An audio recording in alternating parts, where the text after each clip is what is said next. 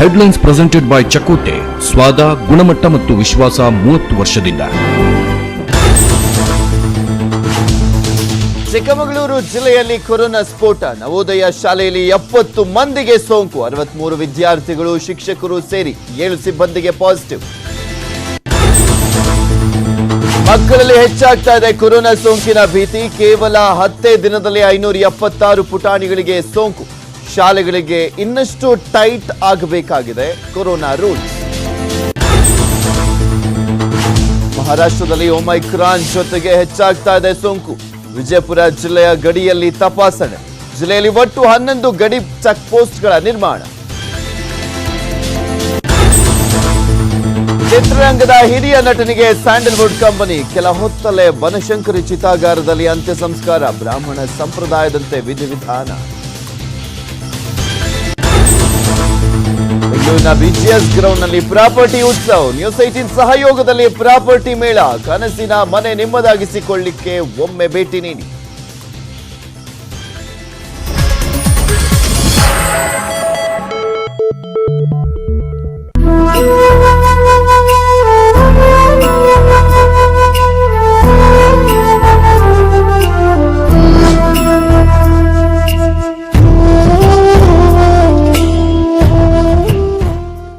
ನಮಸ್ಕಾರ. News at 11 AM ಸ್ವಾಗತ. ನಾನು ಪೃಥ್ವಿರಾಜ್ ಹಾರ್ನಹಳ್ಳಿ. ನಿನ್ನೆ ನಿಧನರಾದಂಥ ಹಿರಿಯ ನಟ ಶಿವರಾಮ್ ಅವರ ಅಂತ್ಯಕ್ರಿಯೆ ಇಂದು ನೆರವೇರಲಿದೆ. ಬೆಳಗ್ಗೆಯಿಂದ ಬೆಂಗಳೂರಿನ ರವೀಂದ್ರ ಕಲಾಕ್ಷೇತ್ರದಲ್ಲಿ ಸಾರ್ವಜನಿಕರ ದರ್ಶನಕ್ಕೆ ವ್ಯವಸ್ಥೆಯನ್ನ ಮಾಡಲಾಗಿತ್ತು.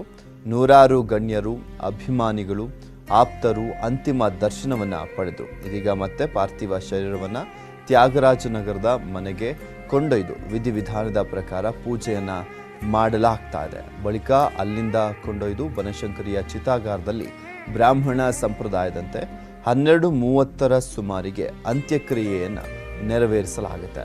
ಮಗ ಲಕ್ಷ್ಮೀಶ ಅವರು ಅಂತ್ಯಕ್ರಿಯೆ ವಿಧಾನಗಳನ್ನು ನೆರವೇರಿಸಲಿದ್ದಾರೆ. ಅಲ್ಲದೆ ಅಯ್ಯಪ್ಪ ಭಕ್ತರು ವಿವಿಧ ಹೂವುಗಳಿಂದ ಮೃತದೇಹಕ್ಕೆ ಅಭಿಷೇಕವನ್ನು ಮಾಡಲಿಕ್ಕೆ ಸಿದ್ಧತೆಯನ್ನ ಮಾಡಿಕೊಂಡಿದ್ದಾರೆ.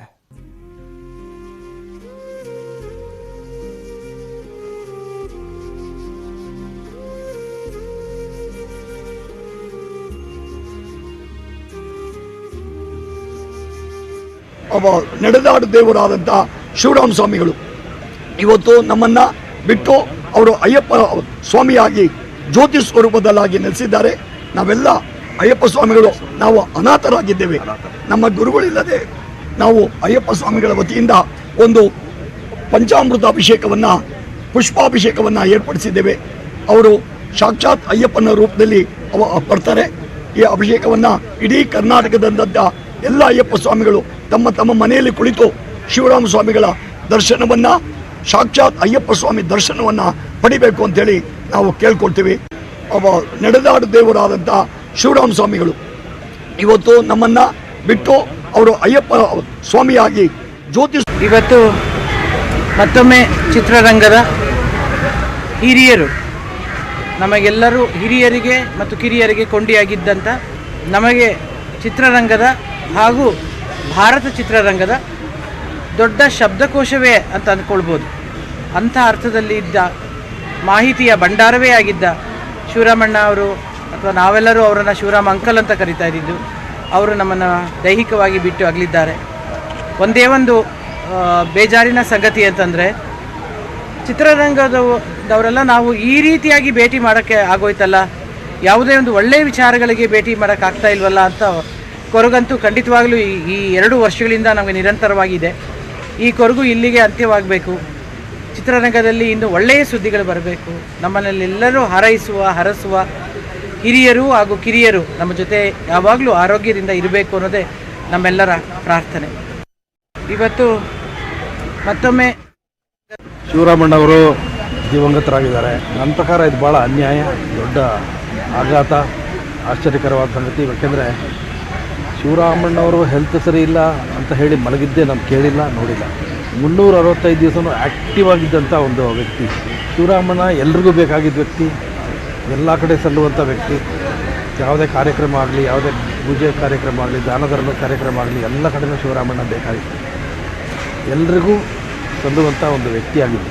ಇದ್ದಕ್ಕಿದ್ದಾಗೆ ಅವರು ಬಿದ್ದು ತಲೆಗೆ ಪೆಟ್ಟು ಮಾಡಿಕೊಂಡು ಬ್ರೈನು ಹ್ಯಾಮರೇಜ್ ಆಗಿ ತೀರ್ಕೊಂಡಿದ್ದು ಮಾತ್ರ ಭಾಳ ಆಶ್ಚರ್ಯಕರವಾದ ಸಂಗತಿ.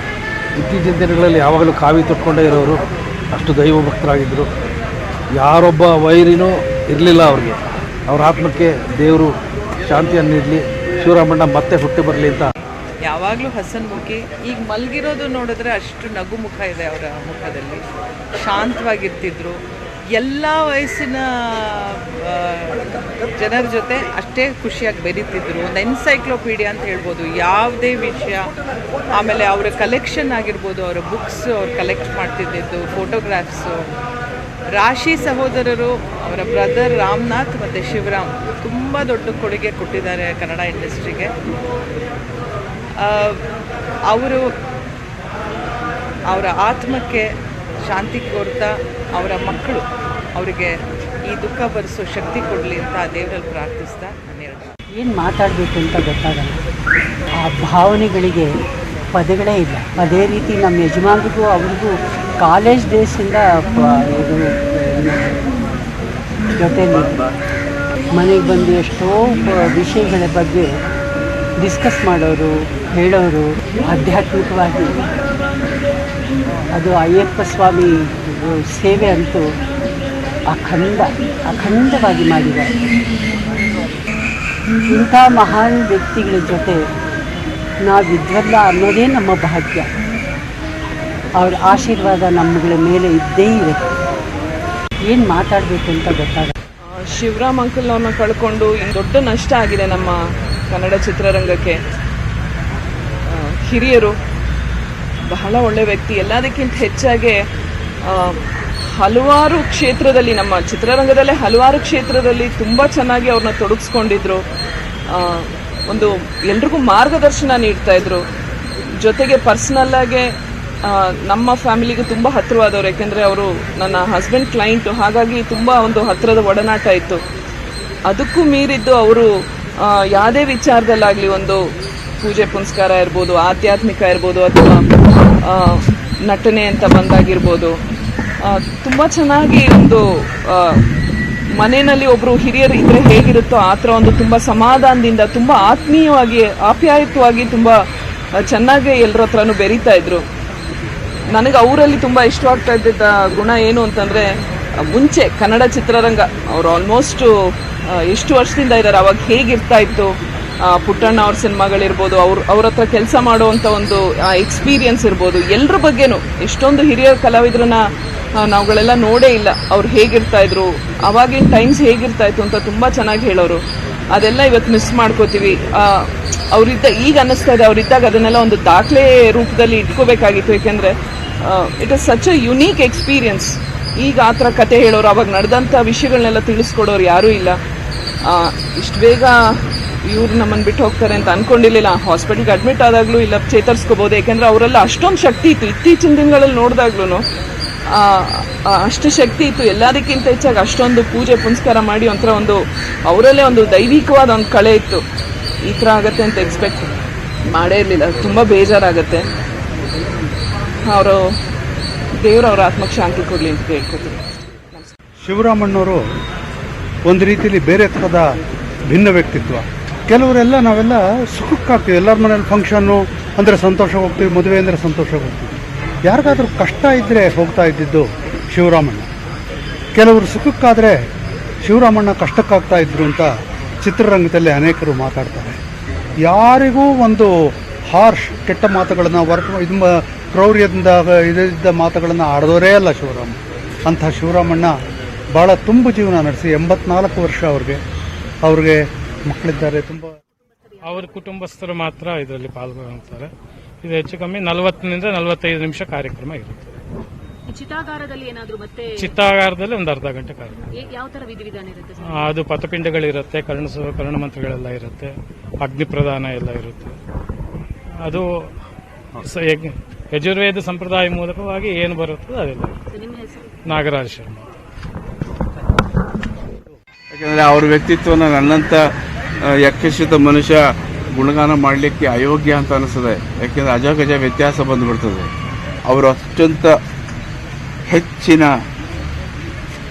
ವಿವಿಧ ರೀತಿಯಂತಹ ಪ್ರತಿಭಾವನ್ನು ಹೊಂದಿದಂಥವರು, ಎಲ್ಲ ಕ್ಷೇತ್ರಗಳಲ್ಲಿ ಕೈ ಆಡಿಸುವಂಥವರು, ಎಷ್ಟು ಜ್ಞಾನಿಗಳು. ಕನ್ನಡದ ಜ್ಞಾನ ಭಾಸ್ಕರ ಅಂತ ಯಾರಾದಿದ್ದರೆ ಅವರು ಶಿವರಾಮಣ್ಣ ಅಂತ ನಾನು ಧೈರ್ಯವಾಗಿ ಹೇಳಬಲ್ಲೆ. ಕನ್ನಡ ಚಿತ್ರರಂಗದ ಉನ್ನತಿಗಾಗಿ, ಕನ್ನಡ ಚಿತ್ರರಂಗವನ್ನು ಶ್ರೀಮಂತಗೊಳಿಸೋದಕ್ಕಾಗಿ ಹಗಲಿರುಳು ಶ್ರಮವನ್ನು ಹಾಕಿ ದುಡಿತಾ ಇದ್ದಂಥ ಒಬ್ಬ ವ್ಯಕ್ತಿ. ಅವರಿಂದನೇ ಚಿತ್ರರಂಗ, ನಮ್ಮ ಕನ್ನಡ ಕಲಾವಿದರೆಲ್ಲ ಒಟ್ಟುಗೂಡಿ ಒಂದು ಕಡೆ ನೆಲೆಸಿ ನಮ್ಮ ಸಮಸ್ಯೆಗಳನ್ನು ಪರಿಹರಿಸಿಕೊಳ್ಳುವಂತಹ ಒಂದು ನೆರಳನ್ನು ಕೊಡಿಸಿದ್ದು ಕೂಡ ಅವರೇನೆ. ಆಗಿನ ಕಾಲದ ಮುಖ್ಯಮಂತ್ರಿಗಳಾಗಿದ್ದಂಥ ಗುಂಡೂರಾಯರ ಬೆಂಬತ್ತಿ ಕನ್ನಡ ಕಲಾವಿದರಿಗೆ ಒಂದು ನೆರಳು ಮಾಡಿಕೊಟ್ಟು ಹೋದರು. ಇತ್ತೀಚಿನ ದಿನಗಳಲ್ಲಿ ಒಂದಾದ ಮೇಲೆ ಒಂದು ಸಾವಿನ ಪ್ರಸಂಗಗಳನ್ನು ನಾವು ನೋಡ್ತಿದ್ದೇವೆ. ಕನ್ನಡ ಚಿತ್ರರಂಗದಲ್ಲಿ ತೀರಾ ಇತ್ತೀಚೆಗೆ ಪುನೀತ್ ಅವರನ್ನು ಕಳ್ಕೊಂಡ್ವಿ. ಈಗ ಶಿವರಾಮಣ್ಣ ಅವರನ್ನು ಕಳ್ಕೊಂಡಿದ್ದೀವಿ. ಶಿವರಾಮಣ್ಣ ಅವರ ವಿಶೇಷ ಏನು ಅಂತಂದರೆ, ಅತಿರೇಕವಿಲ್ಲದ ಹಾಸ್ಯ ನಟನೆಗೆ ಅವರು ನಿಜವಾಗೂ ಪ್ರಸಿದ್ಧರಾದಂಥವರು. ಶಿವರಾಮ್ ಶೈಲಿ ಅಂತಲೇ ಕರಿಬಹುದಾದಂತಹ ಒಂದು ವಿಶಿಷ್ಟವಾದ ಅಭಿನಯ ಕಲೆ ಅವರಲ್ಲಿತ್ತು. ಬಹಳ ಮುಖ್ಯವಾಗಿ ಅವರು ಕನ್ನಡ ಸಿನಿಮಾ ರಂಗದ ಒಬ್ಬ ದೊಡ್ಡ ಸ್ನೇಹಜೀವಿಯಾಗಿದ್ದರು. ನನಗೆ ವೈಯಕ್ತಿಕವಾಗಿ ಭಾಳ ಹತ್ತಿರ ಆಗಿದ್ದರು.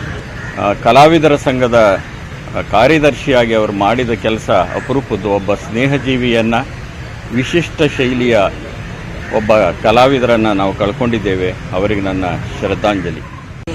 ಪ್ರಸಿದ್ಧ ನಟರಾದಂಥ ಶಿವರಾಮ್ ಅವರ ನಿಧನ ಇಡೀ ಕರ್ನಾಟಕಕ್ಕೆ ಬಹಳ ದೊಡ್ಡ ಪ್ರಮಾಣದಲ್ಲಿ ಆಘಾತ ಆಗಿದೆ. ಶ್ರೀರಾಮ ಸೇನೆ ಸಂಘಟನೆಯಿಂದ ನಾನು ಮತ್ತು ನಮ್ಮ ರಾಜ್ಯ ಅಧ್ಯಕ್ಷರಾದಂಥ ಸಿದ್ಧಲಿಂಗ ಸ್ವಾಮೀಜಿಯವರು ಶ್ರದ್ಧಾಂಜಲಿ ಅರ್ಪಣೆ ಮಾಡೋಕ್ಕೋಸ್ಕರ ನಾವು ಬಂದಿದ್ದೀವಿ. ಇವತ್ತು ಚಿತ್ರರಂಗದಲ್ಲಿ ಅದ್ಭುತವಾದಂಥ ಒಂದು ಹೀರೋ ಮತ್ತು ಹೀರೋಯಿನ್ ಸಮಾಂತರವಾಗಿ ಸಹ ಕಲಾವಿದರೂ ಕೂಡ ಕಲೆಯ ಪ್ರತಿಭೆಯನ್ನು ನನಗೆ 1975ನೇ ಇಸ್ವಿಯಿಂದನೂ ಗೊತ್ತು. ಅವ್ರ ಜೊತೆಯಲ್ಲಿ ನಮ್ಗೆ ಒಡನಾಟಗಳು ಅನೇಕ ಕಡೆಯಿಂದ ಇದ್ವು. ಅದು ಕಲಾವಿದರ ಸಂಘ ಇರ್ಬೋದು, ವಾಣಿಜ್ಯ ಮಂಡಳಿ ಇರ್ಬೋದು, ಯಾವುದೇ ಇರ್ಬೋದು, ನಿರ್ಮಾಪಕರ ಸಂಘದಿಂದ ಮುಖಾಂತರ ಇರ್ಬೋದು. ಎಲ್ಲಿ ಯಾವುದೇ ಒಂದು ಸಭೆ ಸಮಾರಂಭ, ಒಂದು ಆಕ್ಸಿಡೆಂಟು, ಒಂದು ನೋವು, ಒಂದು ಸಾವು, ಅದು ಎಲ್ಲಿ ಇರುತ್ತೋ ಆ ಭಾಗದಲ್ಲಿ ಒಂದ್ ಸೆಕೆಂಡು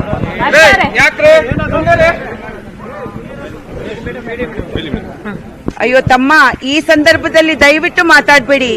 ಅಲ್ಲೆಲ್ಲಾದ್ರೂ ಆಚೆ ಹೋಗಿ ಮಾತಾಡಿ ಅಪ್ಪ. ಓಕೆ ಮೇಡಮ್, ಹೇಳಿ ಮೇಡಮ್. ಓಕೆನಾ? ಯಾವುದೇ ಸಭೆ ಸಮಾರಂಭಗಳಿರಲಿ, ಅಲ್ಲಿ ಶಿವರಾಮಣ್ಣ ಇರಲೇಬೇಕು. ಅವ್ರು ಇರ್ತಿದ್ರು. ಅವ್ರಿಗೆ ಎಂಥ ನೋವಿರಲಿ, ಆದರೆ ಆ ಜವಾಬ್ದಾರಿಯಿಂದ ಮಾತ್ರ ಶಿವರಾಮ್ಜಿ ಹಿಂದೆ ಹೋಗ್ತಿರ್ಲಿಲ್ಲ. ನನಗೀಗಲೂ ಬಹಳಷ್ಟು ನೆನಪಿದೆ. ನಮ್ಮ ತಾಯಿ ಸಾಹೇಬ ಸಿನಿಮಾದಲ್ಲಿ ಅವರಿಗೆ ಈ ರಾಜ್ಯ ಪ್ರಶಸ್ತಿ ಬಂತು. ತಾಯಿ ಸಾಹೇಬಕ್ಕೆ 45 ದಿನ ಅವರು ಆ ತಂಡದ ಜೊತೆನೇ ಇದ್ರು. ಅವ್ರ ಕೆಲಸ ಮುಗಿದ್ರೂ ಕೂಡ ಆ ತಂಡದಲ್ಲಿ ಒಬ್ಬರಾಗಿ ಎಲ್ಲರಿಗೂ ಸಹಾಯ ಮಾಡೋದು ಅವ್ರ ದೊಡ್ಡ ಗುಣ. ಶಿವರಾಮಣ್ಣನ ನಾವ್ಯಾರೂ ಕೂಡ ಈ ಇಂಡಸ್ಟ್ರಿ ಮರೀಲಿಕ್ಕೆ ಸಾಧ್ಯವಿಲ್ಲ. ಶಿವರಾಮಣ್ಣನ ಸಿನಿಮಾ ಮುಖಾಂತರ ಅನೇಕ ಜನರು ಇರ್ಬೋದು, ಆದರೆ ಸಿನಿಮಾ ಇವತ್ತೇನ್ ಸಿನಿಮಾ ತಂಡ ಇದೆ, ಈ ಸಿನಿಮಾ ಇಂಡಸ್ಟ್ರಿ ಅಂತ ನಾವೇನ್ ಹೇಳ್ತೀವಿ, ಈ ಇಂಡಸ್ಟ್ರಿ ಮಾತ್ರ ಶಿವರಾಮ್ಜಿ ಅವರ ಕೊಡುಗೆಯನ್ನ ಅವರು ಇವತ್ತಿಗೂ ನನಗೆ ನೆನಪಾಗುತ್ತೆ. ಕಲಾವಿದರ ಸಂಘಕ್ಕೆ ರಾಜ್ಕುಮಾರ್ ಅವರು ಯಾವುದೋ ಒಂದು ಕಾರಣಕ್ಕಾಗಿ ಅವರು ಶಿವರಾಮಣ್ಣ ಅವರು ಬದಲಿಗೆ ಬೇರೆ ಯಾರೋ ಬರ್ತಾರೆ ಎಂದಾಗ ರಾಜ್ಕುಮಾರ್ ಅವರು ನಾನು ಬಿಟ್ಬಿಡ್ತೀನಿ ಅಂತ ಹೇಳಿದ್ರು. ಅಂದ್ರೆ ಒಂದು ಕ್ಷಣ ನಾವು ಯೋಚನೆ ಮಾಡಬೇಕಾಗತ್ತೆ. ಶಿವರಾಮ್ಜಿ ಅವರ ಕೊಡುಗೆ ಉದ್ಯಮಕ್ಕೆ ಎಷ್ಟಿತ್ತು, ಎಷ್ಟು ಆಪ್ತತೆಯಿಂದ ಇದ್ರು. ರಾಜ್ಕುಮಾರ್ ಅವ್ರು ಮಾತ್ರ ಅಲ್ಲ, ಇಡೀ ಇಂಡಸ್ಟ್ರಿಯಲ್ಲಿ ಎಷ್ಟು ಆತ್ಮೀಯತೆಯಿಂದ ಇದ್ರು ಅನ್ನೋದಕ್ಕೆ ಇದೊಂದು ಸಾಕ್ಷಿಯಾಗಿದೆ. ಎಲ್ಲರಿಗೂ ಸಹಾಯ ಮಾಡೋರು. ಕೊರೋನಾ ಜಾಗೃತಿ ಬಗ್ಗೆ ನ್ಯೂಸ್ 18 ನೆಟ್ವರ್ಕ್ ಫೆಡರಲ್ ಬ್ಯಾಂಕ್ ಸಹಯೋಗದೊಂದಿಗೆ ಇಡೀ ದೇಶದಾದ್ಯಂತ ಅಭಿಯಾನವನ್ನು ಮಾಡ್ತಾ ಇದೆ. ಇದರ ಮುಂದುವರೆದ ಭಾಗವಾಗಿ ವಾಟ್ಸ್ಆಪ್ ಮೂಲಕ ಕೂಡ ನೀವು ಪರಿಹಾರವನ್ನು ಕಂಡುಕೊಳ್ಬಹುದು. ಕೊರೋನಾ ಗೊಂದಲದ ನಿಮ್ಮ ಪ್ರಶ್ನೆಗಳಿಗೆ ನಿಮಗೆ ಉತ್ತರ ಸಿಗುತ್ತೆ. ನಮ್ಮ ವಾಟ್ಸ್ಆಪ್ ನಂಬರನ್ನು ತೋರಿಸ್ತಾ ಇದ್ದೀವಿ 7977773753. ಈ ನಂಬರ್ಗೆ ನಿಮ್ಮ ಪ್ರಶ್ನೆ ಏನು ಅಂತ ಕಳಿಸಿ, ಇದೇ ನಂಬರಿಂದ ನಿಮಗೆ ಉತ್ತರ ಬರುತ್ತೆ. ಇದಿಷ್ಟೇ ಅಲ್ಲ, ಹೆಚ್ಚಿನ ಮಾಹಿತಿಗಾಗಿ ನಿಮ್ಮ ಸ್ಕ್ರೀನ್ ಮೇಲೆ ಕಾಣಿಸ್ತಾ ಇರುವಂಥ ವೆಬ್ಸೈಟ್ಗೆ ಲಾಗಿನ್ ಆಗಿ ನಿಖರ ಉತ್ತರವನ್ನು ಪಡ್ಕೊಳ್ಳಿ. ಮತ್ತಷ್ಟು ಸುದ್ದಿಯನ್ನು ನಿಮ್ಮ ಮುಂದೆ ಇಡ್ತಾ ಹೋಗ್ತೀನಿ, ಆದರೆ ಅದಕ್ಕೂ ಮುಂಚೆ ಒಂದು ಸ್ಮಾಲ್ ಬ್ರೇಕ್.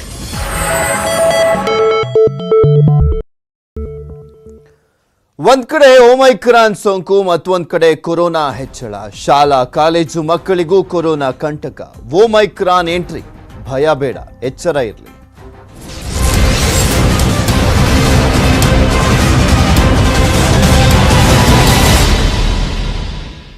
ಒಮೈಕ್ರಾನ್ ರೂಪಾಂತರಿಯಿಂದ ಮೂರನೇ ಅಲೆಯ ಭೀತಿ ಇರುವಂಥದ್ದು ದೇಶದಾದ್ಯಂತ, ರಾಜ್ಯದಲ್ಲೂ ಕೂಡ. ಬೆಂಗಳೂರಿನಲ್ಲಿ ನೈಟ್ ಕರ್ಫ್ಯೂ ಜಾರಿ ಬಗ್ಗೆ ಚರ್ಚೆ ಆಗ್ತಾ ಇದೆ. ಬಿಬಿಎಂಪಿ ತಾಂತ್ರಿಕ ಸಲಹಾ ಸಮಿತಿಯಿಂದ ಚರ್ಚೆಯನ್ನ ಮಾಡಲಾಗ್ತಾ ಇರುವಂಥದ್ದು. ಆರಂಭದಲ್ಲೇ ನೈಟ್ ಕರ್ಫ್ಯೂ ಜಾರಿಗೆ ಚಿಂತನೆಯನ್ನ ಮಾಡಲಾಗ್ತಾ ಇದೆ. ಜನರ ಓಡಾಟಕ್ಕೆ ಬ್ರೇಕ್ ಅನ್ನ ಹಾಕಲಿಕ್ಕೆ ಚಿಂತನೆಯನ್ನ ಮಾಡಲಾಗ್ತಾ ಇದೆ ಅಂತ ಹೇಳಲಾಗ್ತಾ ಇರುವಂಥದ್ದು. ಬಿಬಿಎಂಪಿ ತಾಂತ್ರಿಕ ಸಲಹಾ ಸಮಿತಿಯಿಂದ ಈ ಒಂದು ಪ್ರಸ್ತಾವನೆಯನ್ನ ಸಲ್ಲಿಸಲಾಗ್ತಾ ಇದೆ ಅಂತ. ಬಿಬಿಎಂಪಿ ತಾಂತ್ರಿಕ ಸಲಹಾ ಸಮಿತಿಯಿಂದ ಪ್ರಸ್ತಾವನೆ ಅಂದ್ರೆ ಇದು ಬೆಂಗಳೂರಿಗೆ ಮಾತ್ರ ಕರ್ಫ್ಯೂ ಜಾರಿಗೆ, ನೈಟ್ ಕರ್ಫ್ಯೂ ಜಾರಿಗೆ ಚಿಂತನೆ ನಡೀತಾ ಇದೆ ಅನ್ನುವಂಥದ್ದು. ಸರ್ಕಾರಕ್ಕೆ ತಜ್ಞರ ವರದಿಯನ್ನ ಸಲ್ಲಿಸಲಿದೆ ಬಿಬಿಎಂಪಿ. ಹಾಗೆ ಮಾಲು, ಚಿತ್ರಮಂದಿರ, ಮಾರ್ಕೆಟ್ಗೆ ವಿಶೇಷವಾದಂಥ ರೂಲ್ಸ್ ಅನ್ನ ಜಾರಿ ಮಾಡುವಂತ ಸಾಧ್ಯತೆ ಇದೆ ಅಂತ ಹೇಳಲಾಗ್ತಾ ಇದೆ. ವಿಶೇಷವಾದಂಥ ರೂಲ್ಸ್ ಅದು ಯಾವ ರೀತಿಯಾಗಿ ಅಪ್ಲೈ ಮಾಡ್ತಾರೆ ಅನ್ನೋದನ್ನ ಕಾದು ನೋಡಬೇಕು. ಮಾರ್ಕೆಟ್ನಲ್ಲಿ ಈಗಿರುವಂತೆ ವಿಶೇಷ ರೂಲ್ಸ್ ಏನು ತಂದರೂ ಆಗೋದಿಲ್ಲ. ಅಂದರೆ ಅವರು ಪ್ರಮುಖವಾಗಿ ಬೇರೆ ಸ್ವಲ್ಪ ದೂರ ಕೂರಿಸ್ಬಿಟ್ಟು ವ್ಯಾಪಾರವನ್ನು ಮಾಡಿಸ್ಬೇಕಾಗುತ್ತೆ. ಈ ಹಿಂದೆ ಏನು ಆ ಸರ್ಕಲ್ಗಳನ್ನೆಲ್ಲ ಹಾಕ್ಬಿಟ್ಟು ವ್ಯಾಪಾರವನ್ನು ಮಾಡಿಸಲಾಗ್ತಾ ಇತ್ತು. ಸರತಿ ಸಾಲಿನಲ್ಲಿ ನಿಲ್ಲೋದಕ್ಕಿಂತ ಡಿಸ್ಟೆನ್ಸಲ್ಲೇ ನಿಂತ್ಕೊಂಡು ವ್ಯಾಪಾರವನ್ನು ಮಾಡುವಂಥ ವಿಚಾರಕ್ಕೆ ಸಂಬಂಧಪಟ್ಟಂತೆ ಆ ರೀತಿಯಾಗಿ ಮಾಡಬೇಕಾಗುತ್ತೆ. ಅದು ಎಷ್ಟು ಮಟ್ಟಿಗೆ ಕಠಿಣವಾಗಿ ಜಾರಿಗೆ ತರ್ತಾರೆ ಅನ್ನುವಂಥದ್ದು ಇಂಪಾರ್ಟೆಂಟ್ ಇದೆ. ಆರಂಭದಲ್ಲೇ ಹತೋಟಿ ಬಗ್ಗೆ ಕಠಿಣ ತೀರ್ಮಾನವನ್ನ ಕೈಗೊಳ್ಳುವಂತ ಸಾಧ್ಯತೆ ಇದೆ ಅಂತ ಹೇಳಲಾಗ್ತಾ ಇದೆ. ನ್ಯೂಸ್ 18 ಕನ್ನಡಕ್ಕೆ ಬಿಬಿಎಂಪಿ ಆರೋಗ್ಯಾಧಿಕಾರಿ ಬಾಲಸುಂದರ್ ಅವರು ಮಾಹಿತಿಯನ್ನ ನೀಡಿದ್ದಾರೆ. ಇವರು ಕೊಡುವಂತ ಪ್ರಸ್ತಾವನೆಯನ್ನ ಸರ್ಕಾರ ಎಷ್ಟರ ಮಟ್ಟಿಗೆ ಒಪ್ಪುತ್ತೆ ಅನ್ನುವಂಥದ್ದು ಕೂಡ ಡಿಪೆಂಡ್ ಆಗುತ್ತೆ. ಅದು ನೋಡಬೇಕು, ಇವರು ಕಳಿಸುವಂತ ಪ್ರಸ್ತಾವನೆ ಯಾವ ರೀತಿಯಾಗಿರುತ್ತೆ, ಅದನ್ನ ಎಷ್ಟರ ಮಟ್ಟಿಗೆ ಸರ್ಕಾರ ಒಪ್ಪುತ್ತೆ ಅನ್ನೋದನ್ನ.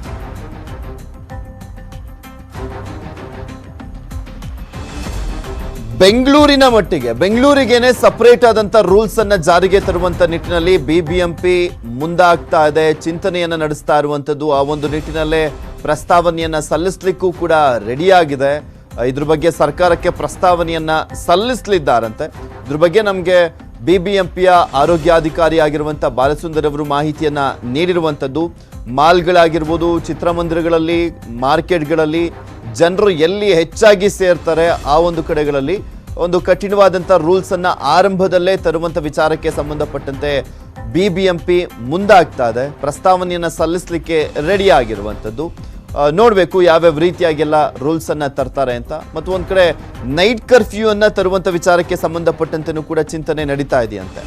ನೈಟ್ ಕರ್ಫ್ಯೂ ಜಾರಿಗೆ ತಂದು ಆರಂಭದಲ್ಲೇ ಜನರ ಓಡಾಟವನ್ನ, ರಾತ್ರಿ ಓಡಾಟ ಆಗುವಂಥದ್ದನ್ನ ತಪ್ಪಿಸುವಂತ ಕೆಲಸ ಆಗಬೇಕಾಗಿದೆ ಅನ್ನುವಂಥದ್ದು ಬಿಬಿಎಂಪಿಯ ಚಿಂತನೆ. ಬಟ್ ನೈಟ್ ಕರ್ಫ್ಯೂ ಅದು ಎಷ್ಟರ ಮಟ್ಟಿಗೆ ವರ್ಕೌಟ್ ಆಗುತ್ತೆ ಅನ್ನೋದನ್ನ ಕಾದು ನೋಡಬೇಕು. ಯಾಕೆಂದ್ರೆ ಅದರ ಪ್ರಯೋಜನ ಏನು ನೈಟ್ ಕರ್ಫ್ಯೂದು ಅನ್ನುವಂಥ ಪ್ರಶ್ನೆಯನ್ನ ಕೂಡ ಈ ಹಿಂದಿನಿಂದಲೂ ಮಾಡ್ತಾ ಇರುವಂಥ ಸಂದರ್ಭದಲ್ಲೂ ಸಾಕಷ್ಟು ಜನ ಕೇಳ್ತಾ ಇದ್ರು, ಏನು ಯೂಸು, ಏನು ಮಾಡ್ತಾ ಇದ್ದೀರಾ ನೈಟ್ ಕರ್ಫ್ಯೂ ಹಾಕ್ಕೊಂಡು? ಇಲ್ಲಿ ಹೋಟೆಲ್ಗಳಿಗೆ ಕಡಿವಾಣ ಹಾಕುವಂಥ ಕೆಲಸ ಮಾಡ್ತೀರಾ, ಓಕೆ.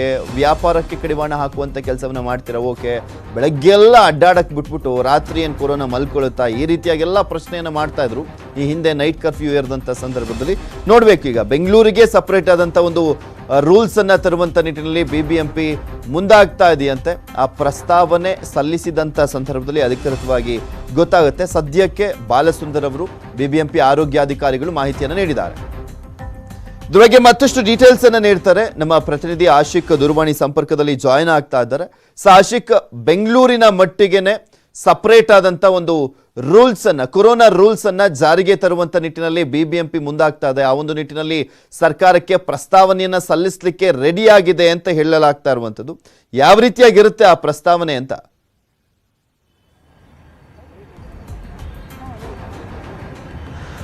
ಹೌದು, ಪೃಥ್ವಿರಾಜ್ ಹಾರ್ನಹಳ್ಳಿ ಇಡೀ ದೇಶದಲ್ಲೇ ಮೊದಲ 2 ಪ್ರಕರಣಗಳು ಪತ್ತೆಯಾಗಿರುವಂತದ್ದು ನಮ್ಮ ಬೆಂಗಳೂರಿನಲ್ಲಿ. ಹೀಗಾಗಿ ಬೆಂಗಳೂರಿನ ಮೇಲೆ ಹೆಚ್ಚು ನಿಗಾ ಇಡುವಂತ ಒಂದು ಅಗತ್ಯತೆ ಒಂದು ಅಗತ್ಯತೆ ಇದೆ. ಹೀಗಾಗಿ ಬೆಂಗಳೂರಿಗಾಗಿನೇ ಹೊಸದಾಗಿರುವಂತ ಒಂದು ವಿಶೇಷವಾಗಿರುವಂತಹ ಗೈಡ್ಲೈನ್ಸ್ ಅನ್ನ ಜಾರಿ ಮಾಡೋದಕ್ಕೆ ಬಿಬಿಎಂಪಿಯಲ್ಲಿ ಒಂದು ಚಿಂತನೆ ನಡೀತಾ ಇರುವಂತದ್ದು. ಈ ಬಗ್ಗೆ ಸಭೆ ಮೇಲೆ ಒಂದು ಮ್ಯಾರಥಾನ್ ರೀತಿಯಲ್ಲಿ ಬಿಬಿಎಂಪಿ ತಾಂತ್ರಿಕ ಸಲಹಾ ಸಮಿತಿ ಜೊತೆ ಒಂದು ಸಭೆಯನ್ನು ಕೂಡ ಮಾಡಿದೆ. ಪ್ರಮುಖವಾಗಿ ಈ ಸಭೆಯಲ್ಲಿ ಪದೇ ಮೆನ್ಷನ್ ಆಗ್ತಾ ಇರುವಂತಹ ವಿಚಾರ ಏನು ಅಂತಂದ್ರೆ, ಬೆಂಗಳೂರಿನಲ್ಲಿ ನೈಟ್ ಕರ್ಫ್ಯೂ ಈಗಿಂದೀಗಲೇ ಜಾರಿ ಮಾಡಿದ್ರೆ ಒಳ್ಳೆಯದು ಅನ್ನುವಂತ ಒಂದು ಅಭಿಪ್ರಾಯವನ್ನ ತಜ್ಞರು, ಅಂದ್ರೆ ಈ ಒಂದು ಬಿಬಿಎಂಪಿ ತಾಂತ್ರಿಕ ಸಲಹಾ ಸಮಿತಿಯಲ್ಲಿರುವಂತಹ ತಜ್ಞರು ಒಂದು ಅಭಿಪ್ರಾಯವನ್ನ ಪಟ್ಟಿರುವಂತದ್ದು. ಈಗಾಗಲೇ 2 ಪ್ರಕರಣಗಳು ಬೆಳಕಿಗೆ ಬಂದಿದೆ. ಜೊತೆಗೆ 45 ವರ್ಷದ ಒಮಿಕ್ರಾನ್ ಸೋಂಕಿತರು ಯಾರಿದ್ದಾರೆ ಅವರ ಸಂಪರ್ಕದಲ್ಲಿ ಸುಮಾರು 5 ಜನಕ್ಕೆ ಡೆಲ್ಟಾ ಪ್ಲಸ್ ಪಾಸಿಟಿವ್ ಇದೆ. ಹೀಗಾಗಿ ಅವರ ವರದಿ ಕೂಡ ಬರೋದಿದೆ. ಅದರಲ್ಲೂ ಕೂಡ ಒಮಿಕ್ರಾನ್ ಪತ್ತೆ ಆದ್ರೆ ಅದೊಂದು ಸರಪಳಿ ರೀತಿಯಲ್ಲಿ ಮುಂದಕ್ಕೆ ಹಬ್ಬುವಂತ ಸಾಧ್ಯತೆ ಇರುತ್ತೆ. ಹೀಗಾಗಿ ಈಗಿಂದೀಗಲೇ ಅಟ್ಲೀಸ್ಟ್ ರಾತ್ರಿಯಲ್ಲಾದ್ರೂ ಜನರ ಓಡಾಟಕ್ಕೆ ಬ್ರೇಕ್ ಹಾಕಬೇಕು ಅನ್ನುವಂತ ಒಂದು ಸಲಹೆಯನ್ನ ಬಿಬಿಎಂಪಿಗೆ ತಜ್ಞರು ಕೊಟ್ಟಿರುವಂತಹ ಸಲಹೆ ಏನಿದೆ ಇದನ್ನ ತೆಗೆದುಕೊಂಡು ಸರ್ಕಾರಕ್ಕೆ ಸಲ್ಲಿಸಿ ವಿಶೇಷವಾಗಿರುವಂತಹ ಒಂದು ಗೈಡ್ ಲೈನ್ಸ್ ಅನ್ನ ಜಾರಿ ಮಾಡೋದಕ್ಕೆ ಬಿಬಿಎಂಪಿ ಅಧಿಕಾರಿಗಳು ಒಂದು ಅನುಮತಿಯನ್ನ ಕೇಳುವಂತ ಸಾಧ್ಯತೆ ಕೂಡ ಇರುತ್ತೆ. ಜೊತೆಗೆ ಚಿತ್ರಮಂದಿರ ಆಗಿರಬಹುದು, ಮಾಲ್ಗಳಾಗಿರ್ಬೋದು, ಮಾರ್ಕೆಟ್ಗಳಾಗಿರ್ಬೋದು, ಇಲ್ಲೂ ಕೂಡ ರ್ಯಾಂಡಮ್ ಆಗಿ ಕೊರೋನಾ ಪರೀಕ್ಷೆಯನ್ನ ಮಾಡಿಸಬೇಕು ಅನ್ನುವಂತ ಒಂದು ನಿರ್ಧಾರವನ್ನು ತೆಗೆದುಕೊಳ್ಳುವ ಸಾಧ್ಯತೆಗಳು ಕೂಡ ದಟ್ಟ ಆಗಿರುವಂತದ್ದು. ವೆದರ್ ಇಟ್ ಈಸ್ ಅಂದ್ರೆ ಫಸ್ಟ್ ಡೋಸ್ ಆಗಿರಲಿ, ಸೆಕೆಂಡ್ ಡೋಸ್ ಆಗಿರಲಿ, 2 ಲಸಿಕೆಯನ್ನ ಪೂರ್ಣ ಪ್ರಮಾಣದಲ್ಲಿ ಪಡೆದಿದ್ದವ್ರಿಗೂ ಕೂಡ ಕೊರೋನಾ ಪರೀಕ್ಷೆಯನ್ನ ಮಾಡಿಸಬೇಕು ಅನ್ನುವಂತ ಒಂದು ವಿಷಯ ಕೂಡ ಸಭೆಯಲ್ಲಿ ಪ್ರಸ್ತಾಪ ಆಗಿರುವಂತದ್ದು. ಆದ್ರೆ ಇದುವರೆಗೂ ಕೂಡ ಈ ವಿಚಾರವನ್ನ ಬಿಬಿಎಂಪಿ ಸರ್ಕಾರಕ್ಕೆ ಪ್ರಸ್ತಾವನೆ ಸಲ್ಲಿಕೆ ಆಗಿಲ್ಲ. ಇವತ್ತು ಅಥವಾ ನಾಳೆ ಬಿಬಿಎಂಪಿ ಕಡೆಯಿಂದ ಈ ರೀತಿಯಾದಂತಹ ಒಂದು ಪ್ರಸ್ತಾವನೆ ಸರ್ಕಾರದ ಮುಂದೆ ಹೋಗುತ್ತೆ. ಅಂತಿಮವಾಗಿ ಇದ್ರ ಬಗ್ಗೆ ಸರ್ಕಾರನೇ ಒಂದು ನಿರ್ಧಾರವನ್ನ ತೆಗೆದುಕೊಳ್ಬೇಕಾಗುತ್ತೆ. ಪೃಥ್ವಿ. ಓಕೆ, ಥ್ಯಾಂಕ್ ಯು ಆಶಿಕ್ ನಿಮ್ಮೆಲ್ಲ ಡೀಟೇಲ್ಸ್ಗಾಗಿ. ಮತ್ತಷ್ಟು ಸುದ್ದಿಯನ್ನು ನಿಮ್ಮ ಮುಂದೆ ಇಡ್ತಾ ಹೋಗ್ತೀನಿ. ಆದರೆ ಅದಕ್ಕೂ ಮುಂಚೆ ಒಂದು ಸ್ಮಾಲ್ ಬ್ರೇಕ್ ಹೋಗ್ಲಿಕ್ಕೂ ಮುನ್ನ ನಿಮ್ಮ ಗಮನಕ್ಕೆ, ದೇಶದ ಎಲ್ರಿಗೂ ಕೊರೋನಾ ವ್ಯಾಕ್ಸಿನ್ ಸಿಗಬೇಕೆಂಬುದು ನೆಟ್ವರ್ಕ್ 18ನ ಆಶಯ. ಫೆಡರಲ್ ಬ್ಯಾಂಕ್, ಅಪೋಲೋ ಸಹಯೋಗದೊಂದಿಗಿನ ನೆಟ್ವರ್ಕ್ 18ನ ಈ ಆಶಯಕ್ಕೆ ದೇಶವ್ಯಾಪಿ ಬಲ ಸಿಕ್ಕಿದೆ. ಎಲ್ರಿಗೂ ವ್ಯಾಕ್ಸಿನ್ ಅನ್ನುವಂಥ ಜಾಗೃತಿ ಮೂಡಿದೆ.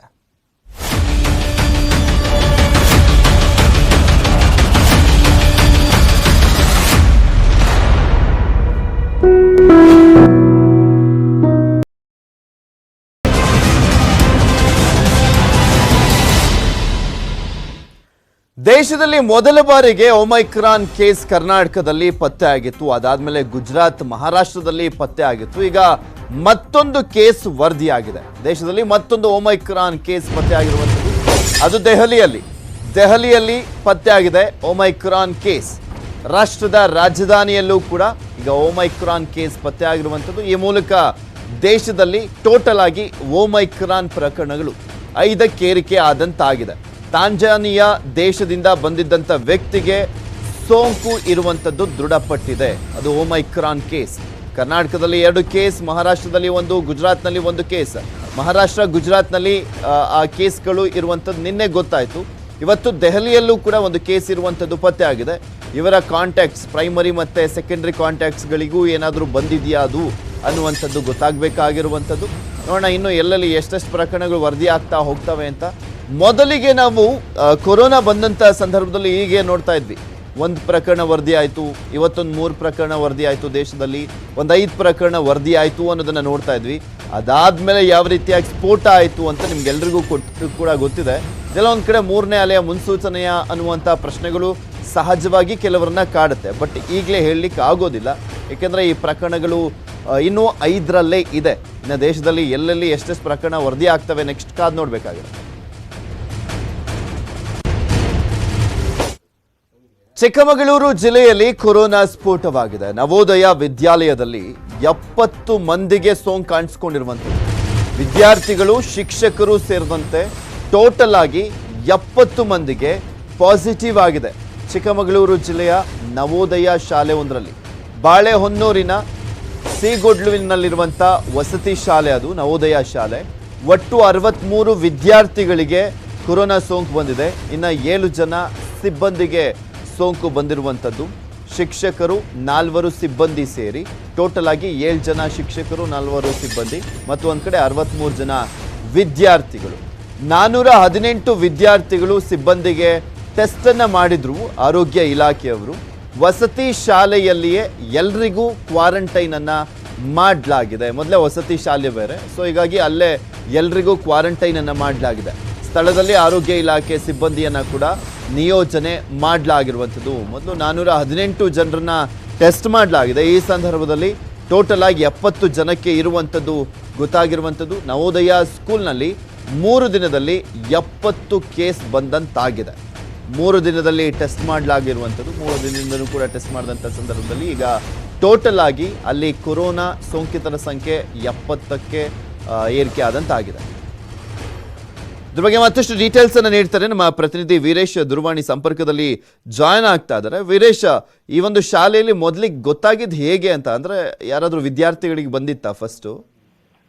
ಆ ಪೃಥ್ವಿ ಏನು 2 ದಿನಗಳ ಹಿಂದೆ ಓರ್ವ ಶಿಕ್ಷಕರಿಗೆ ಕೊರೋನಾ ಪಾಸಿಟಿವ್ ಬಂದಿರುತ್ತೆ. ಈ ಹಿನ್ನೆಲೆಯಲ್ಲಿ ಅಲ್ಲಿದ್ದಂತ ವಿದ್ಯಾರ್ಥಿಗಳಿಗೆ ಕೊರೋನಾ ಪರೀಕ್ಷೆಗೆ ಒಳಪಡಿಸಿದ ಹಿನ್ನೆಲೆಯಲ್ಲಿ ನಿನ್ನೆ 7 ಜನರಿಗೆ ಕೊರೋನಾ ಸೋಂಕು ಕಾಣಿಸ್ಕೊಳ್ಳುತ್ತೆ. 7 ಜನಕ್ಕೆ ಕಾಣಿಸ್ಕೊಂಡ ಹಿನ್ನೆಲೆಯಲ್ಲಿ ಸುಮಾರು ಅಲ್ಲಿದ್ದಂತ ಸಿಬ್ಬಂದಿ, ಟೀಚರ್ಸ್, ವಿದ್ಯಾರ್ಥಿಗಳು ಎಲ್ಲರೂ ಸೇರಿ 418 ಜನರ ಏನು ವಿದ್ಯಾರ್ಥಿಗಳು ಸೇರಿ 418 ಜನರದ್ದು ಶಾಂಪಲ್ ಕಲೆಕ್ಟ್ ಮಾಡಿರ್ತಾರೆ. ಈಗ ಅವರೆಲ್ಲರಿಗೂ ಕೆಲವರಲ್ಲಿ ಕೊರೋನಾ ಸೋಂಕು ಕಾಣಿಸ್ಕೊಂಡಿರುವಂತದ್ದು. ಈಗ ಸದ್ಯ ನಮಗೆ ತಿಳಿದಂತ ಮಾಹಿತಿ ಪ್ರಕಾರ ಸುಮಾರು 70 ಜನರಲ್ಲಿ ಕೊರೋನಾ ಸೋಂಕು ಕಾಣಿಸ್ಕೊಂಡಿರುವಂತದ್ದು. ಅದರಲ್ಲಿ 63 ವಿದ್ಯಾರ್ಥಿಗಳಿಗೆ ಮತ್ತೆ 3 ಜನ ಶಿಕ್ಷಕರಿಗೆ, 4 ಜನ ಅಲ್ಲಿದ್ದಂತ ಸಿಬ್ಬಂದಿಗಳಿಗೆ, ಟೋಟಲ್ 70 ಜನ ಅಲ್ಲಿದ್ದಂತ ನವೋದಯ ಶಾಲೆಯ ಸಿಬ್ಬಂದಿಗಳು, ಶಿಕ್ಷಕರು, ವಿದ್ಯಾರ್ಥಿಗಳಲ್ಲಿ ಕೊರೋನಾ ಸೋಂಕು ಕಾಣಿಸ್ಕೊಂಡಿರುವಂತದ್ದು. ಇದೊಂದು ರೀತಿಯಲ್ಲಿ ಜಿಲ್ಲಾಡಳಿತಕ್ಕೆ ಕೂಡ ಒಂದು ರೀತಿಯಲ್ಲಿ ದೊಡ್ಡ ತಲೆನೋವಾಗಿರುವಂತದ್ದು. ಈಗ ಸದ್ಯ ಅಲ್ಲಿ ನವೋದಯ ಶಾಲೆಗೆ ಸರ್ಕಾರಿ ಅಧಿಕಾರಿಗಳು, ಆರೋಗ್ಯ ಇಲಾಖೆ ಅಧಿಕಾರಿಗಳು ಭೇಟಿ ನೀಡಿ ಸೀಲ್ ಡೌನ್ ಕೂಡ ಮಾಡಿರುವಂತದ್ದು. ಜೊತೆಗೆ ಅಲ್ಲಿದ್ದಂತ ವಿದ್ಯಾರ್ಥಿಗಳನ್ನ ಹಾಸ್ಟೆಲ್ ನಲ್ಲೇ ಕ್ವಾರಂಟೈನ್ ಗೆ ಒಳಪಡಿಸಿರುವಂತದ್ದು. ಟೋಟಲ್ ಆಗಿ ಅಲ್ಲಿ 418 ಜನನ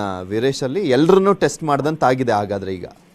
ಹೌದು ಪೃಥ್ವಿ, ಅಲ್ಲಿದ್ದಂತ ಸುಮಾರು 418 ಶಿಕ್ಷಕರು, ಸಿಬ್ಬಂದಿ, ವಿದ್ಯಾರ್ಥಿಗಳು ಎಲ್ಲರನ್ನು ಕೂಡ ಈಗ ಕೊರೋನಾ ಟೆಸ್ಟ್ ಗೆ ಒಳಪಡಿಸಿದ್ದಾರೆ. ಅದರಲ್ಲಿ ಸುಮಾರು 70 ಜನರಲ್ಲಿ ಈಗ ಕೊರೋನಾ ಸೋಂಕು. ವೀರೇಶ್, ಒಬ್ರು ಶಿಕ್ಷಕರಿಗೆ ಮೊದಲು ಬಂತು ಅಂತ ಹೇಳಿದ್ರಲ್ಲ, ಅವ್ರು ಈಗ ನವೋದಯ ಶಾಲೆ ಅಂತ ಬಂದಂತ ಸಂದರ್ಭದಲ್ಲಿ ಶಿಕ್ಷಕರಿಗೂ ಕೂಡ ಉಳ್ಕೊಳ್ಳಿಕ್ಕೆ ಅಲ್ಲೇ ವ್ಯವಸ್ಥೆಯನ್ನೆಲ್ಲ ಮಾಡಿರ್ತಾರೆ. ಆ ಶಿಕ್ಷಕರಿಗೆ ಹೇಗ್ ಬಂತು ಅಂತ ಏನಾದ್ರು ಗೊತ್ತಾಯ್ತಂತ? ಇಲ್ಲ ಪೃಥ್ವಿ, ಅಂದ್ರೆ ಅವರಿಗೆ ಕೆಲವೊಂದು ಅವ್ರು ಕೊರೋನಾ ಟೆಸ್ಟ್ ಒಳಪಡಿಸ್ತಾ ಹಿನ್ನೆಲೆಯಲ್ಲಿ ಅವರಿಗೆ ಕೊರೋನಾ ಪಾಸಿಟಿವ್ ಕಾಣಿಸ್ಕೊಂಡಿದೆ. ನಂತರ ಸುಮಾರು ನಿನ್ನೆ 7 ಜನರಲ್ಲಿ ಕೊರೋನಾ ಸೋಂಕು ಕಾಣಿಸ್ಕೊಂಡಿದೆ. ಮಾತಾಡಿಸ್ತೀನಿ ವೀರೇಶ್. ನಮ್ ಜೊತೆ ಈಗ DHO ಆಗಿರುವಂತ ಡಾಕ್ಟರ್ ಉಮೇಶ್ ಅವರು ದೂರವಾಣಿ ಸಂಪರ್ಕದಲ್ಲಿ ಜಾಯ್ನ್ ಆಗ್ತಾ ಇದಾರೆ. ನಮಸ್ಕಾರ ಸರ್. ಉಮೇಶ್ ಸರ್, ನನ್ನ ಧ್ವನಿ ಕೇಳಿಸ್ತಾ ಇದೆಯಾ? ನಮಸ್ಕಾರ.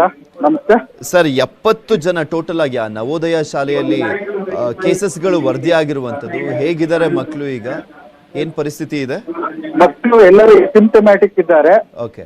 ನಾವು ಶಾಲೆಯಲ್ಲಿ ಎಲ್ಲ ಮಕ್ಕಳು ಮತ್ತು ಸಿಬ್ಬಂದಿಯವರನ್ನ ಸ್ಯಾಂಪಲ್ ತೆಗೆದು ಪರೀಕ್ಷೆ ಮಾಡ್ತಿದ್ದೇವೆ. ಅದರಲ್ಲಿ 69 ಮಕ್ಕಳಿಗೆ 59 ಮಕ್ಕಳಿಗೆ ಪಾಸಿಟಿವ್ ಬಂದಿದೆ. ಇನ್ನು 10 ಟೀಚರ್ಸ್ಗೆ ಪಾಸಿಟಿವ್, ಸಿಬ್ಬಂದಿಯವರಿಗೆ ಪಾಸಿಟಿವ್ ಬಂದಿದೆ. ಎಲ್ಲರನ್ನು ನಾವು ಸ್ಯಾಂಪಲ್ ತೆಗೆದು ಟೆಸ್ಟ್ ಮಾಡಿ ಅವ್ರನ್ನ ಐಸೋಲೇಟ್ ಮಾಡಿದ್ವಿ. ಜೊತೆಗೆ ಎಲ್ಲ ಸಂಬಂಧಪಟ್ಟಂತ ಪ್ರಿಕಾಷನ್ಸ್ ಎಲ್ಲರೂ ತಗೊಂಡಿದ್ದೇವೆ. ಜೊತೆಗೆ ನಮ್ಮ ಎಲ್ಲ ಸಿಬ್ಬಂದಿ ಮತ್ತು ವೈದ್ಯಾಧಿಕಾರಿಗಳು ಮತ್ತು ಆಂಬುಲೆನ್ಸ್ ಸಮೇತ ಅಲ್ಲಿ ನಾವು ಡಿಪ್ಲಾಯ್ ಮಾಡಿದ್ದೇವೆ. ಮುಂದೆ ಯಾವುದೇ ಸ್ಪ್ರೆಡ್ ಆಗದೆ ತರ ಜಿಲ್ಲಾಡಳಿತ ಮತ್ತು ಜಿಲ್ಲಾ ಆರೋಗ್ಯ ಇಲಾಖೆ ಎಲ್ಲ ಕ್ರಮ ತಗೊಂಡಿದೆ. ಆ ಎಲ್ಲ 70 ಕೇಸಸ್ಗಳು ಕೂಡ ಸಿಂಪ್ಟಮ್ಯಾಟಿಕ್ ಹಾಗಾದ್ರೆ? ಹೌದು ಸರ್, ಯಾವುದು ಸಿಂಪ್ಟಮ್ಯಾಟಿಕ್ ಇಲ್ಲ. ಸರ್, ಒಬ್ಬರಿಗೆ ಫಸ್ಟ್ ಶಿಕ್ಷಕರಿಗೆ ಯಾರಿಗೋ ಬಂತು ಅನ್ನೋದು ಗೊತ್ತಾಯ್ತಲ್ಲ ಸರ್, ಹೇಗ್ ಬಂತು ಅವರಿಗೆ ಅನ್ನೋದ್ರ ಬಗ್ಗೆ ಏನಾದ್ರು ಮಾಹಿತಿ ಇದೆಯಾ? ಎಲ್ಲ ಓಡಾಡಿದ್ರಂತೆ, ಯಾವ ಕಡೆಯಿಂದ ಬಂತು? ಇಲ್ಲ, ಅವರು ಟೀಚರ್ಸ್, ಒಬ್ಬ ಟೀಚರ್ ಅಲ್ಲಿ ರೆಸಿಡೆನ್ಶಿಯಲ್ ಸ್ಕೂಲ್ ಅಲ್ಲಿರೋ ಟೀಚರ್ ಅವರು ಬಹುಶಃ ಬೇರೆ ಕಡೆ ಅಲ್ಲಿ ಶಿವಮೊಗ್ಗ ಅಲ್ಲಿ ಹೋಗಿದ್ರಂತೆ. ಹಾಗಾಗಿ ಅಲ್ಲಿಂದ ಇನ್ಫೆಕ್ಷನ್ ಆಗಿರ್ಬಹುದಾ ಅಂತ ಒಂದು ಡೌಟ್. ಅವ್ರನ್ನ ಐಸೋಲೇಟ್ ಮಾಡಿದ್ವಿ. ಟೀಚರ್ಸ್ ಎಲ್ಲ ಐಸೋಲೇಟ್, ಎಲ್ಲ ಸ್ಟೂಡೆಂಟ್ ನ ಸಪರೇಟ್ ಆಗಿ ಅಕಾಮಿಡೇಟ್ ಮಾಡಿ ಐಸೋಲೇಟ್ ಮಾಡಿ ಪ್ರಾಪರ್ ಮ್ಯಾನೇಜ್ ಮಾಡಿದ್ದೇವೆ. ಸದ್ಯ ಏನು ಸಮಸ್ಯೆ ಇಲ್ಲ. ಸೊ ಎಲ್ರು ಈಗ ಆ ವಸತಿ ಶಾಲೆಯಲ್ಲಿ ಇದ್ದಂತವ್ರು ಎಲ್ರು ಟೆಸ್ಟ್ ಮಾಡಲಾಗಿದೆ, ಎಲ್ರದ್ದು ಸ್ವಾಬ್ ಟೆಸ್ಟ್ ಕೂಡ ತಗೊಳ್ಳಾಗಿದೆ. ಹೌದೌದು. ಸೊ ಈಗ ಆಲ್ರೆಡಿ ಅಲ್ಲಿ ಆರೋಗ್ಯ ಸಿಬ್ಬಂದಿನೂ ಕೂಡ ನಿಯೋಜನೆ ಮಾಡಿ ಟ್ರೀಟ್ಮೆಂಟ್ ಅನ್ನ ಕೊಡ್ತಾ ಇದ್ದಾರೆ ಅಕಸ್ಮಾತ್ ಏನಾದ್ರು ಪ್ರಾಬ್ಲಮ್ಸ್ ಆದ್ರೆ ಅಂದ್ಬಿಟ್ಟು. ಇಲ್ಲ, ನಮ್ಮ ಆರೋಗ್ಯ ಸಿಬ್ಬಂದಿ, ವೈದ್ಯಾಧಿಕಾರಿಗಳನ್ನು ಕೂಡ ಅಲ್ಲಿ ನಿಯೋಜನೆ ಮಾಡಿದ್ದೇವೆ. 24/7 ಮಾನಿಟರ್ ಮಾಡ್ತೀವಿ. ಈಗ ಸಹಜವಾಗಿ ಶಾಲೆಗಳಲ್ಲಿ ವರದಿಯಾದಂತ ಸಂದರ್ಭದಲ್ಲಿ ಆತಂಕ ಇರುತ್ತೆ. ಈಗ ಆಲ್ರೆಡಿ ಶಾಲೆಗಳು ಕೂಡ ಆರಂಭವಾಗಿರುವಂತದ್ದು. ನಿಮ್ ಜಿಲ್ಲೆಯಲ್ಲಿ ಯಾವ್ಯಾವ ರೀತಿಯ ಕ್ರಮ ಕೈಗೊಂಡಿದ್ದೀರಾ ಸರ್? ಶಾಲೆಗಳಲ್ಲೂ ಕೂಡ ಟೆಸ್ಟಿಂಗ್ ಆರಂಭ ಆಗಿದೆಯಾ ಈಗ? ಹೌದೌದು, ಶಾಲೆಗಳಲ್ಲಿ ಏನ್ ಸರ್ಕಾರದ ಗೈಡ್ ಲೈನ್ಸ್ ಪ್ರಕಾರ ಶಾಲೆಯಲ್ಲಿ 5% ಟೆಸ್ಟ್ ಮಾಡ್ಬೇಕಂತಿದೆ. ಮತ್ತೆ 15 ದಿನಗಳಿಗೊಮ್ಮೆ ಶಿಕ್ಷಕರು ಮತ್ತು ಸ್ಟೂಡೆಂಟ್ಸ್ಗೆ ರ್ಯಾಂಡಮ್ ಸ್ಯಾಂಪಲ್ ಮಾಡ್ಬೇಕಂತಿದೆ. ಅದನ್ನ ನಾವು ಮಾಡ್ತಾ ಇದ್ದೇವೆ. ಈಗ ಚಿಕ್ಕಮಂಗ್ಳೂರಲ್ಲಿ ಶಾಲೆಯಲ್ಲಿ ವರದಿಯಾಗಿರುವಂತದ್ದು ಅಂದ್ರೆ ಇದೊಂದೇನಾ ನವೋದಯ ಶಾಲೆಯಲ್ಲಿ? ಹೌದೌದು, ಇದೊಂದೇ ಶಾಲೆ, ಬೇರೆ ಎಲ್ಲೂ ಕೇಸಸ್ ಇಲ್ಲ. Okay okay, thank you sir. News 18 ಜೊತೆ ಮಾತನಾಡಿದ್ದಕ್ಕೆ. ಡಾಕ್ಟರ್ ಉಮೇಶ್ ಅವರು DHO ಅವ್ರ ಮಾಹಿತಿಯನ್ನ ಕೊಟ್ಟರು. ಟೋಟಲ್ ಆಗಿ 59 ಜನ ವಿದ್ಯಾರ್ಥಿಗಳಿಗೆ ಸೋಂಕು ಕಾಣಿಸ್ಕೊಂಡಿರುವಂಥದ್ದು ಅಲ್ಲಿ. ಇನ್ನು ಉಳಿದಂತೆ 10 ಜನ ಶಿಕ್ಷಕರು ಹಾಗೆ ಸಿಬ್ಬಂದಿ ಸೇರಿ ಟೋಟಲ್ ಆಗಿ 11 ಜನಕ್ಕೆ ಅಲ್ಲಿ ಕೊರೋನಾ ಪಾಸಿಟಿವ್ ಆಗಿದೆ. ಎಲ್ಲರೂ ಕೂಡ ಸಿಂಪ್ಟಮ್ಯಾಟಿಕ್ ಆಗಿದ್ದಾರೆ. ಸೊ ಯಾವುದೇ ರೀತಿಯಾದಂಥ ಪ್ರಾಬ್ಲಮ್ ಇಲ್ಲ. ಆರೋಗ್ಯ ಸಿಬ್ಬಂದಿಯನ್ನು ಕೂಡ ಅಲ್ಲಿ ನಿಯೋಜನೆ ಮಾಡಿ ಟ್ರೀಟ್ಮೆಂಟನ್ನು ಕೊಡಲಾಗ್ತಾ ಇದೆ.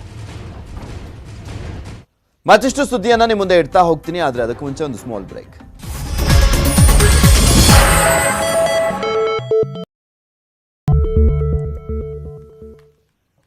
ರಾಜ್ಯದಲ್ಲಿ ಒಮೈಕ್ರಾನ್ ಸೋಂಕಿನ ಆತಂಕ ಇದೆ. 3ನೇ ಅಲೆಯ ಆತಂಕ ಕೂಡ ಇರುವಂಥದ್ದು.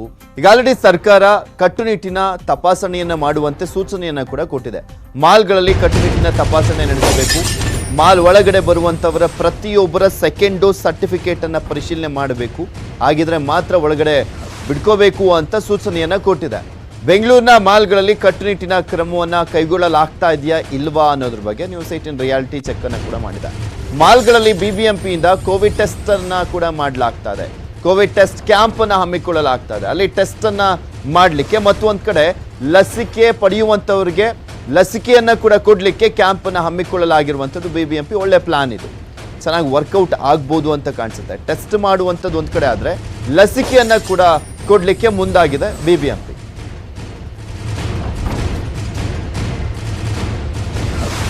ಗರುಡ ಮಾಲ್ನಲ್ಲಿ ಏನೆಲ್ಲ ಕ್ರಮವನ್ನ ಕೈಗೊಳ್ಳಲಾಗಿದೆ ಅನ್ನೋದ್ರ ಬಗ್ಗೆ ನಮ್ಮ ಪ್ರತಿನಿಧಿ ಮುನಿರಾಜು ಅಲ್ಲೊಂದು ಪ್ರತ್ಯಕ್ಷ ವರದಿಯನ್ನು ಕೊಟ್ಟಿದ್ದಾರೆ, ನೋಡ್ಕೊಂಡು. ಬೆಂಗಳೂರಿನಲ್ಲಿ ಓಮಿಕ್ರಾನ್ ಪತ್ತೆ ಹಿನ್ನೆಲೆಯಲ್ಲಿ ಬೆಂಗಳೂರಿನ ಮಾಲ್ಗಳಲ್ಲಿ ಸಹ ಈಗ ಒಂದು ಕಟ್ಟೆಚ್ಚರವನ್ನ ಕೈಗೊಳ್ತಾ ಇರೋದು. ನಾವೀಗ ಬೆಂಗಳೂರಿನ ಗರುಡ ಮಾಲ್ನಲ್ಲಿ ಇದ್ದೀವಿ. ಇಲ್ಲಿ ಸಹ ಒಂದು ಏನು ಮಾಲ್ಗೆ ಬರುವಂತ ಏನು ಕಸ್ಟಮರ್ಸ್ ಇದ್ದಾರೆ, ಜನ ಇದ್ದಾರೆ, ಅವರನ್ನ ಒಂದು ತಪಾಸಣೆ ಮಾಡಿ ಒಳಗಡೆ ಬಿಡುವಂತ ಕೆಲಸವನ್ನ ಮಾಡ್ತಿದ್ದಾರೆ.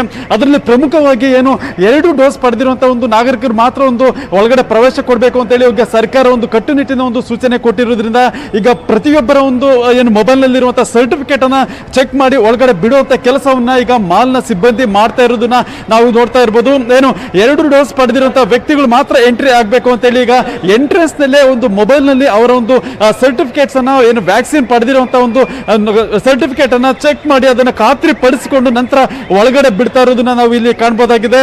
ಯಾಕಂದ್ರೆ ಈಗಾಗಲೇ ಬೆಂಗಳೂರಿನಲ್ಲಿ 2 ಒಮಿಕ್ರಾನ್ ಕೇಸ್ ಪತ್ತೆಯಾಗಿರೋದ್ರಿಂದ ಸರ್ಕಾರವು ಸಹ ಒಂದು ಸ್ವಲ್ಪ ಮುನ್ನೆಚ್ಚರಿಕೆ ಕ್ರಮಗಳನ್ನ ಕೈಗೊಂಡಿರುವಂತದ್ದು. ಏನು ಸಾರ್ವಜನಿಕರು ಅತಿ ಹೆಚ್ಚಾಗಿ ಸೇರುವಂತಹ ಪ್ರದೇಶಗಳಲ್ಲಿ ಯಾರೇ ಹೋಗ್ಬೇಕಂದ್ರೂ ವ್ಯಾಕ್ಸಿನೇಷನ್ ಕಡ್ಡಾಯ ಮಾಡಿರೋದ್ರಿಂದ ಮತ್ತೆ ವ್ಯಾಕ್ಸಿನೇಷನ್ ಸರ್ಟಿಫಿಕೇಟ್ ಅನ್ನ ತೋರಿಸಲೇಬೇಕು ಅಂತ ಹೇಳಿ ಒಂದು ಕಟ್ಟುನಿಟ್ಟಿನ ನಿಯಮವನ್ನ ಜಾರಿಗೆ ಬಂದಿರೋದ್ರಿಂದಾಗಿ ಈಗ ಮಾಲ್ಗಳಲ್ಲೂ ಸಹ ಒಂದು ಕಟ್ಟುನಿಟ್ಟಿನ ಒಂದು ಕ್ರಮಗಳನ್ನ ಈಗ ತೆಗೆದುಕೊಳ್ತಾ ಇದ್ದಾರೆ.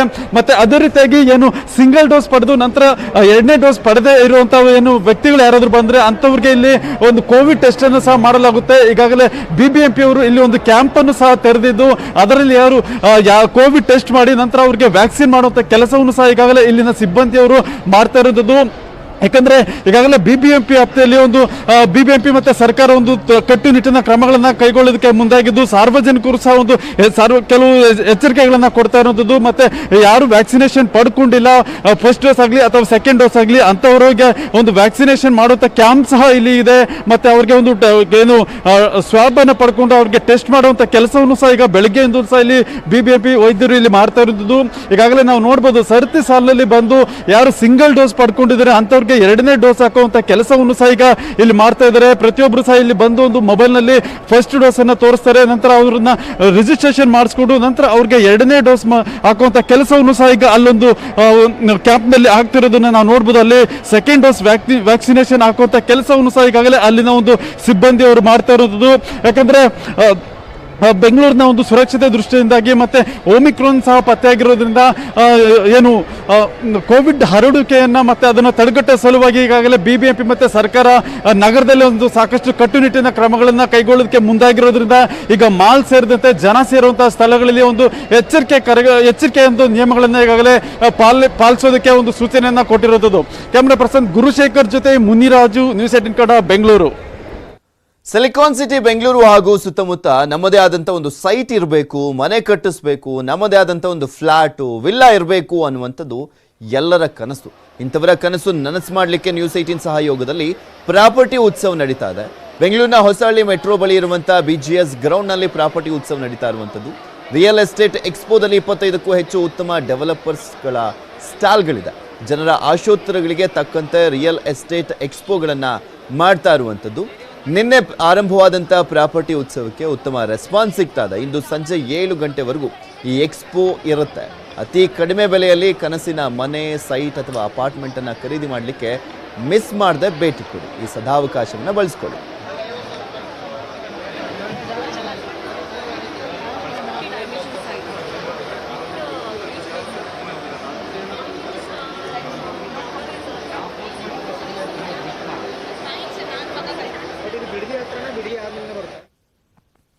ಮತ್ತಷ್ಟು ಸುದ್ದಿಯನ್ನು ನಿಮ್ಮ ಮುಂದೆ ಇಡ್ತಾ ಹೋಗ್ತೀನಿ, ಆದರೆ ಅದಕ್ಕೂ ಮುಂಚೆ ಒಂದು ಸ್ಮಾಲ್ ಬ್ರೇಕ್.